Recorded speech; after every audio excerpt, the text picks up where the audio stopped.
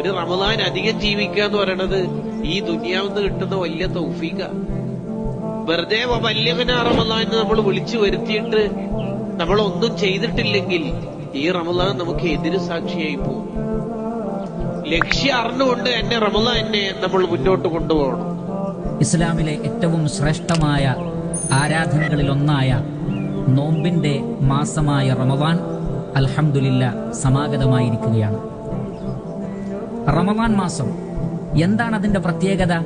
ഉൻസില ഫീഹിൽ ഖുർആൻ അവതരിപ്പിക്കപ്പെട്ട മാസമാകുന്നു റമദാൻ.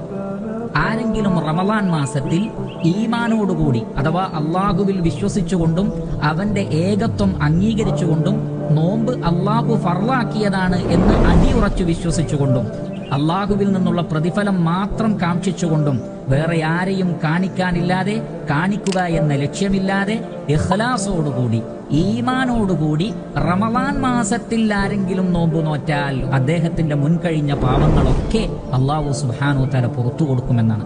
റമദാൻ എന്ന പേരിന്റെ പിന്നിൽ ഒരു രഹസ്യമുണ്ട്. ആയിഷ ബീവി റളിയല്ലാഹു അൻഹ നബി സല്ലല്ലാഹു അലൈഹി വസല്ലമയോട് ചോദിക്കുന്നുണ്ട്, നബിയെ, ഈ നോമ്പ് മാസത്തിന് റമദാൻ എന്ന പേര് വെക്കാനുള്ള കാരണം എന്താണ് എന്ന്. നബി സല്ലല്ലാഹു അലൈഹി വസല്ലം തങ്ങൾ പറഞ്ഞത്, റമദാൻ മാസത്തിൽ സത്യവിശ്വാസികളുടെ പാപങ്ങൾ പൊറുക്കപ്പെടുകയും ആ പാപങ്ങളെ അള്ളാഹു കരിച്ചു കളയുകയും ചെയ്യുമെന്ന്. നമ്മുടെ പാപങ്ങളെ പൊറുക്കപ്പെടുന്ന മാസമാണ്, പാപങ്ങളെ കരിച്ചു കളയുന്ന മാസമാണ് വിശുദ്ധമായ റമദാൻ.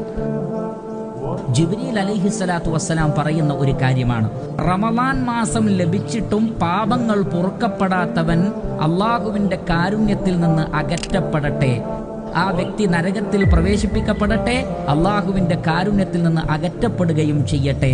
ജിബ്രീൽ അലൈഹിസ്സലാത്തു വസ്സലാം അത് പ്രാർത്ഥിച്ചു. എന്നിട്ട് പ്രവാചകനോട് ആമീൻ പറയാൻ വേണ്ടി പറഞ്ഞു.